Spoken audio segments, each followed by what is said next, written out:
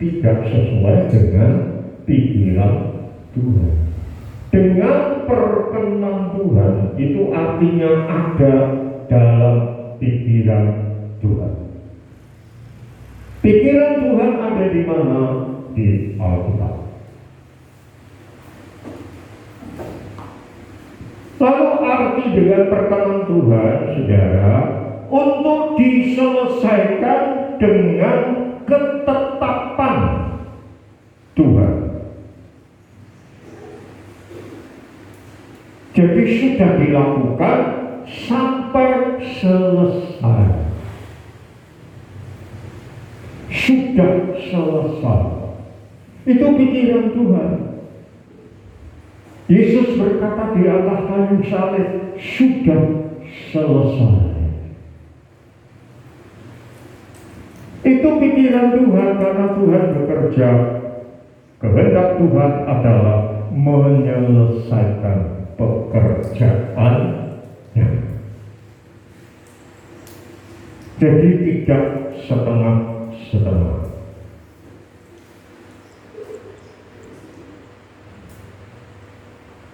Dengan perkenan Tuhan, dengan persetujuan Tuhan, itu artinya suka melakukan sesuatu yang Tuhan senang.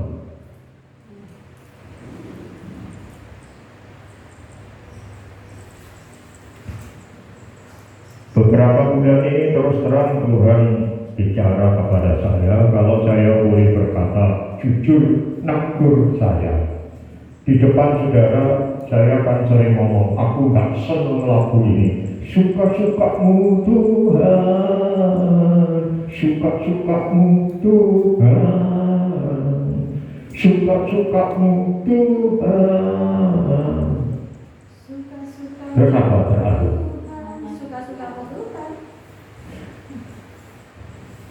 Waktu itu saya berpikir, Tuhan kok suka-sukamu partai dewe.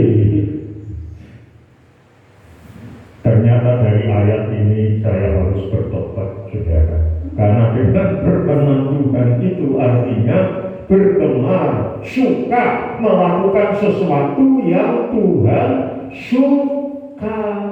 Amin. Ya.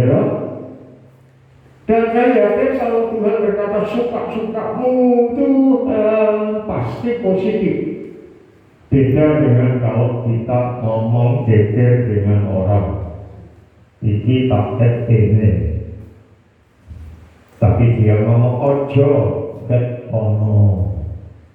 Ya, terus aku ngomong, wah ono elek no kene. Ngotot lagi orang no kene. Apik kene, ora wis kene, wis pokoke kene. Dalam percakapan itu, ini negatif saudara. Kita terus ngomong, wis karepmu. Gitu ya? Suka-sukamu. Ternyata suka-sukamu Tuhan itu enggak seperti itu, saudara. Amin. Amin. Suka-sukamu Tuhan itu pasti yang terbaik. Oleh karena itu dengan perkenan Tuhan, dengan persetujuan Tuhan, itu artinya kita melakukan sesuatu dengan bergemar karena Tuhan suka sekali dengan apa yang kita lakukan. Amin. Dan kalau kita melakukan pikiran Tuhan, pasti Tuhan juga sangat bersukacita. Itu pemahaman dari Yakobus, saudara. Lalu ayat tadi berkata seperti ini, saudara. Tetapi dalam rencana yang tadi itu ternyata kamu sombong dan mengandalkan kekuatan sendiri. Semua kesombongan seperti itu adalah salah. Ternyata bisa saja kita melakukan sesuatu yang benar, tetapi dengan cara yang salah.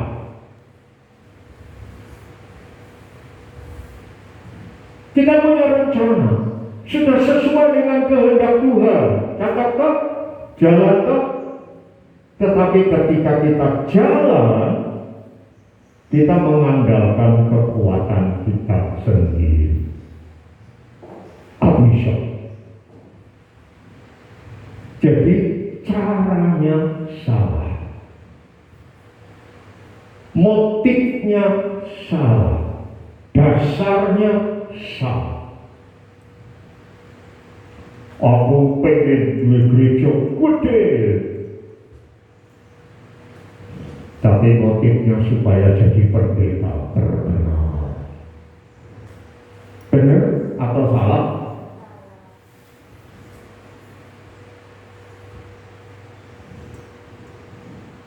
Ada banyak kritik-kritik, saudara, ketika pengkhotbah terkenal di share pakai apa itu MMT dan sebagainya.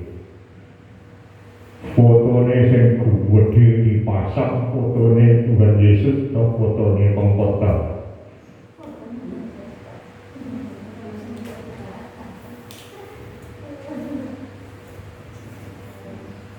Riwayat hidup yang ditulis riwayatnya Yesus atau riwayatnya pengkhotbah. Ketika diberkati luar biasa, pendetanya makin caranya yang salah. Hati-hati saudara, kadang-kadang yang kita lakukan arahnya benar, tetapi caranya salah. Ada kata lain dalam Yakobus ini, saudara, mengenai cara yang salah.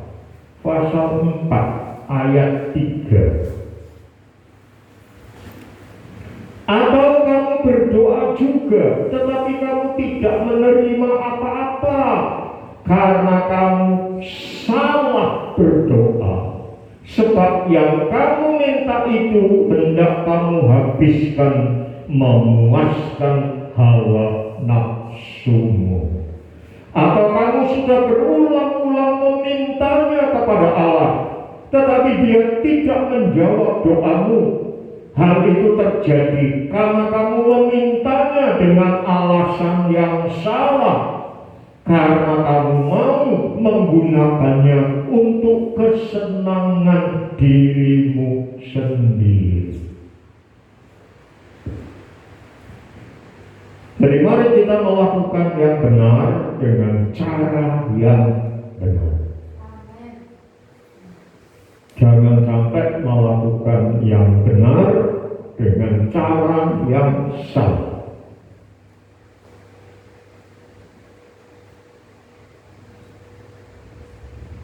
Ada kalimat sebaliknya, melakukan yang salah dengan cara yang benar. Bingung? Barangkali kita ulas ya. Penjahat-penjahat itu jelas melakukan sesuatu yang salah, saudara. Ya, ngerampok, salah jelas. Tetapi cara merampok mereka lihai. Ya, wih, pinter tenang dia merampok ini sampai orang konangan. Nah, itu melakukan yang salah dengan cara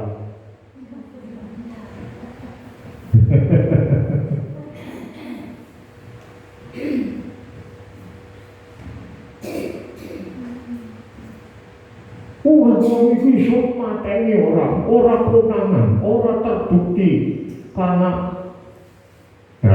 melakukan yang salah dengan cara yang begitu. Saya ingat itu ya kejadian pembunuhan di Sobat ya. Kan ketika ketahuan ada mayat di rumah itu 4 mayat ya, pembunuhnya ikut datang tuh, ikut menyaksikan tuh, itu menunjukkan alibi bahwa dia tidak terlibat apa-apa. Itu kalau benar dia sampai gak konangan, saudara, berarti yang saya katakan itu benar. Dia melakukan yang salah dengan cara yang liar. Sampai orang konangan. Ternyata kecelik, saudara. Kecekel akhirnya. Nah, mari kita tidak pilih melakukan yang salah dengan cara yang benar. Tetapi mari kita melakukan juga jangan yang benar dengan cara yang salah. Orang sabi bolak balik. Pokoknya kalimatnya melakukan yang benar dengan cara yang benar. Amin. Kemarin kami dengar khotbah radio. Saya tidak mendengar dengan baik, istri yang mendengar. Ada seorang pengkhotbah yang kuat lalu ada satu kalimat, dapat berkat dari iblis ya. Dan pendeta itu kelihatannya tidak menolak ya.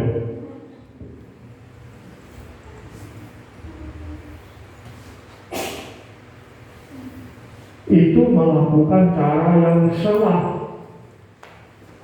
melakukan yang salah dengan cara yang salah.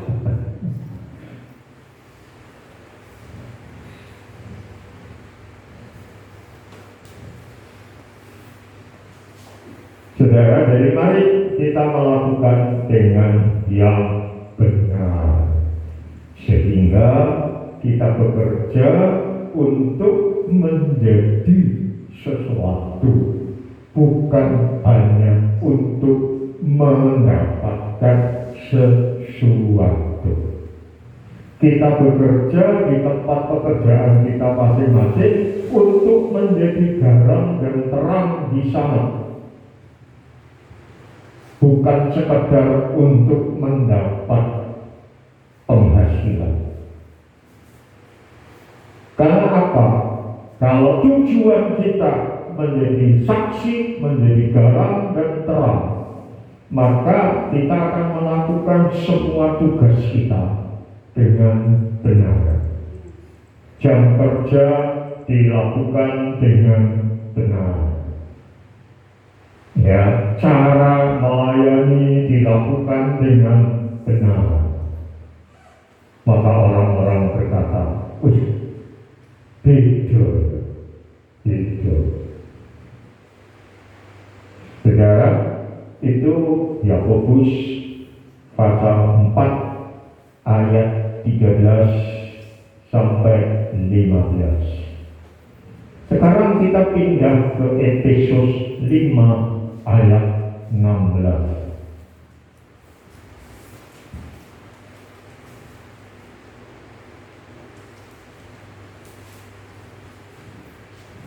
Efesus pasal 5 ayat 16.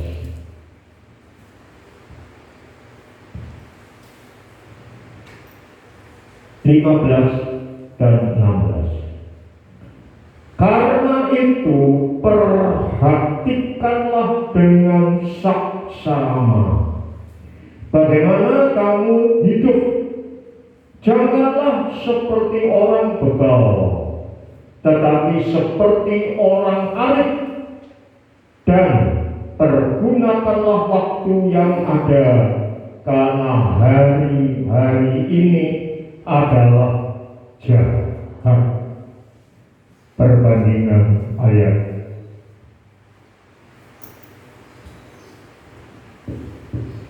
Efesus 4 ayat 16, 15 dan 16. Oh, Efesus 5, sorry. Efesus 5 ayat 15 dan 16. Jadi berhati-hatilah dengan cara hidup kalian masing-masing. Jangan hidup seperti orang bodoh, tetapi hiduplah seperti orang bijaksana. Maksud saya adalah supaya kamu menggunakan setiap kesempatan untuk melakukan yang baik, karena zaman ini adalah zaman yang jahat. Orang Jawa punya kata, saiki iki jaman edan, nek orang melok edan, orang keduman. Gitu ya. Karena zaman ini adalah zaman jahat. Iki zaman edan. Nek orang melu edan, orang keduman. Tetapi ternyata ketika kita membaca ayat di atasnya, orang ngono, saudara. Hati-hatilah dengan cara hidup kalian masing-masing. Jangan hidup seperti orang bodoh, tapi hiduplah seperti orang bijaksana. Itu wong edan atau wong adik waras?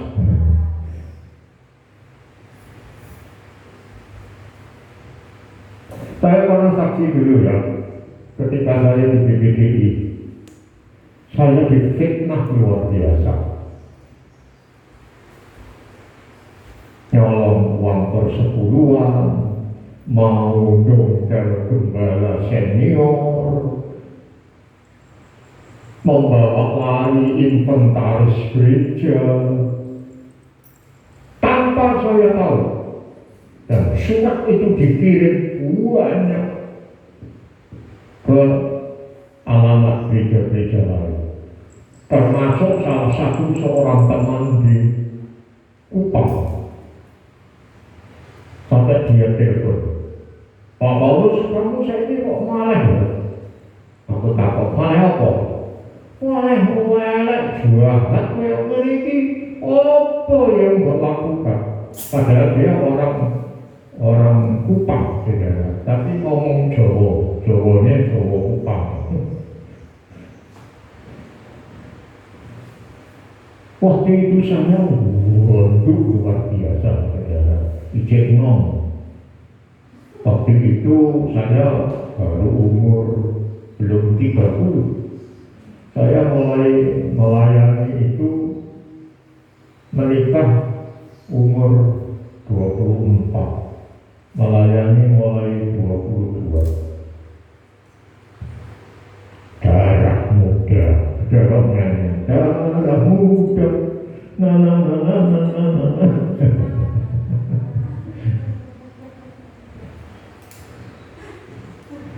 Saya punya stensil, memang tidak pakai listrik. Mereka ngetik, kenapa saya tidak ngetik itu pakai parfum gitu. Ayo, ngirim 100 wong karbonnya apa iso 100 raiso. Saya tidak ngetik satu sheet terus jeblek nanti lawan. Ayo.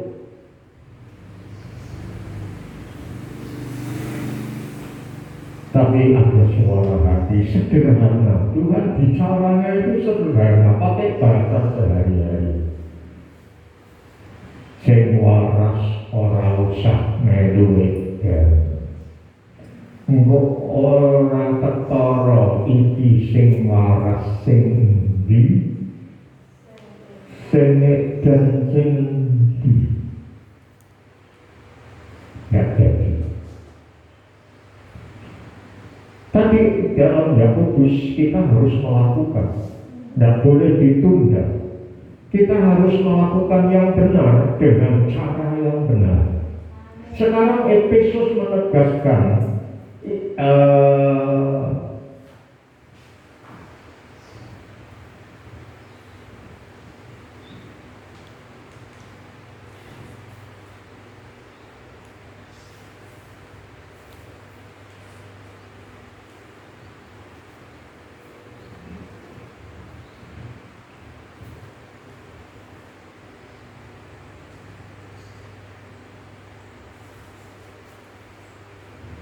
pergunakanlah waktu yang ada dengan bijaksana.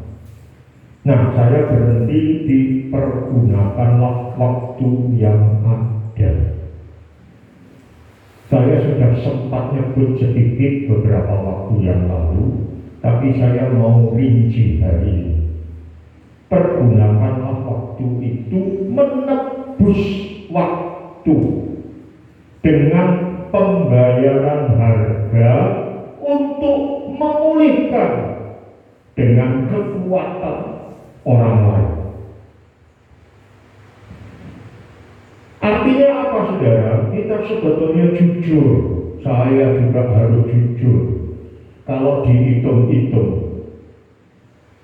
ada banyak waktu kita sebetulnya, maaf dalam tanda petik, yang terbuang.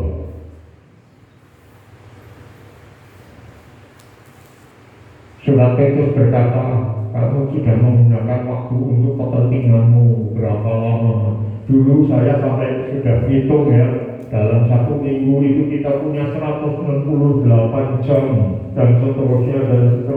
Masih eling dong? Banyak di antara kita jujur bahwa sebetulnya kalau saya umur 73 tahun, berapa tahun waktu hidup saya yang betul-betul saya pakai dengan tepat, maka kita akan kaget. Ternyata banyak waktu yang kita buang dalam tanda petik.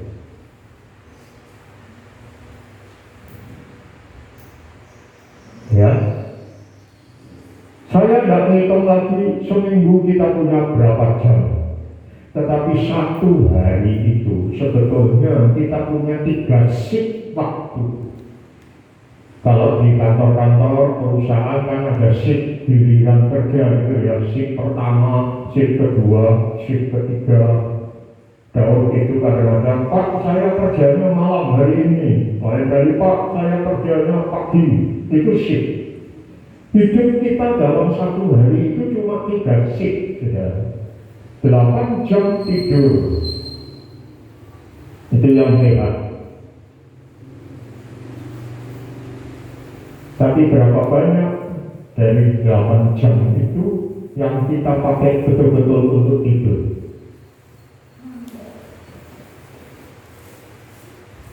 Kalau saya saudara gemar wayang, kalau saudara gemar bola, lalu 8 jam untuk kerja. Yang kantoran gampang, jam 8 masuk, jam 4 pulang. Lalu orang berkata, Pak, yang jam kantor kangelan ya, soalnya terikat jam kantor, iso. Oke, yang bebas tidak kerja kantoran, kira-kira saudara bisa mengatur waktu dengan baik ya? Kadang-kadang yang tidak kantoran itu tambah waktunya kerja sakit.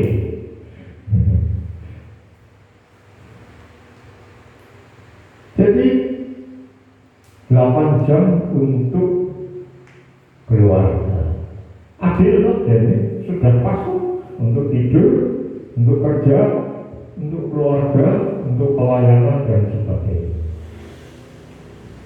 Oke, yang 8 jam tidur sudah jangan diude-ude. Yang 8 jam kerja jangan diude-ude. Sekarang yang 8 jam yang kita bisa pakai sendiri, mau apa?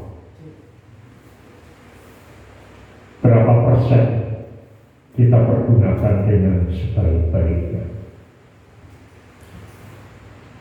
Kita sudah sering menghamburkan dalam tanda petik waktu. Oleh karena itu perlu ditebus untuk memulihkan mengembalikan kepada tujuan utama kita dengan kekuatan orang lain. Nah, kekuatan orang lain itu siapa? Bukan kekuatan kita sendiri. Tadi jelas ya, ketika kita merencanakan sesuatu, melakukan sesuatu dalam surat Yakobus, kamu melakukannya dengan sombong, dengan kekuatanmu sendiri. Sekarang kita harus nebus waktu untuk melayani Tuhan, untuk memperhatikan keluarga lebih lagi dan sebagainya, bukan dengan kekuatan sendiri, tapi dengan kekuatan Tuhan. Itu pengertian kata pergunakan waktu. Manfaatkanlah secara bijak dan kudus setiap kesempatan untuk berbuat baik. Siapa yang tahu berbuat baik tetapi tidak melakukannya menjadi dosa. Berarti kalau kita menunda waktu untuk tidak melakukan yang baik, dalam tanda petik, itu sudah dosa. Dan biasanya kita tidak sadar untuk dosa seperti ini.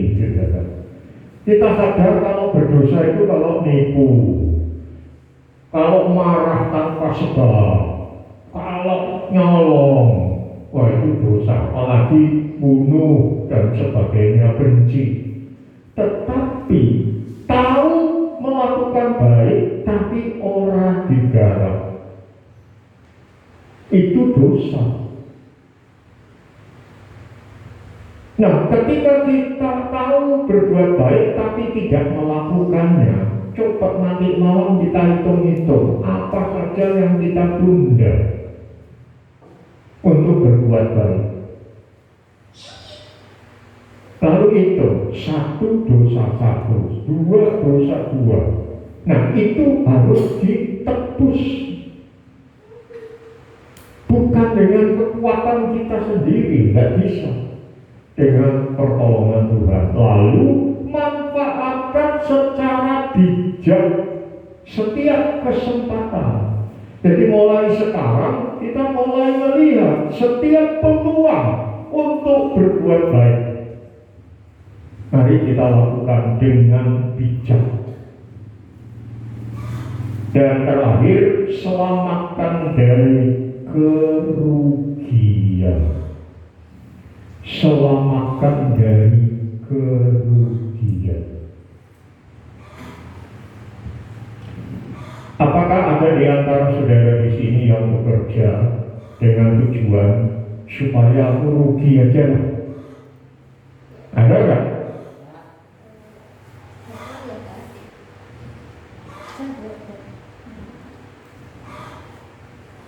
Pola hidup Kristen kadang-kadang dianggap merugi, saudara. Karena prinsip Tuhan lebih berkat memberi daripada menerima. Entah.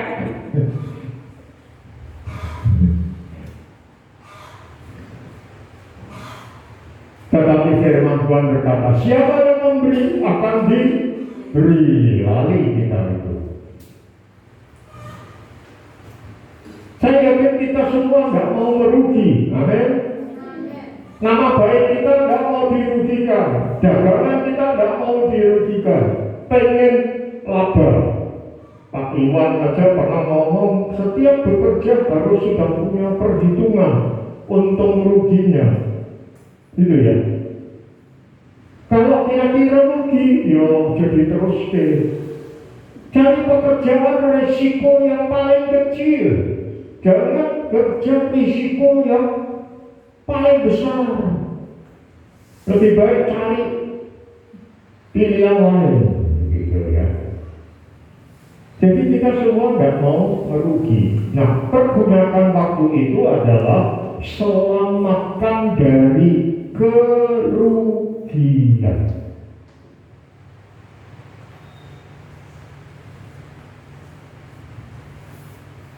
Ternyata di Alkitab ada contoh orang-orang yang rugi, saudara. Karena apa? Dia bekerja dengan hawa nafsunya. Dia membangun dengan cara yang tidak benar, bukan dengan barang-barang perhiasan, emas, perak, tetapi dengan rumput kayu. Akhirnya terbakar.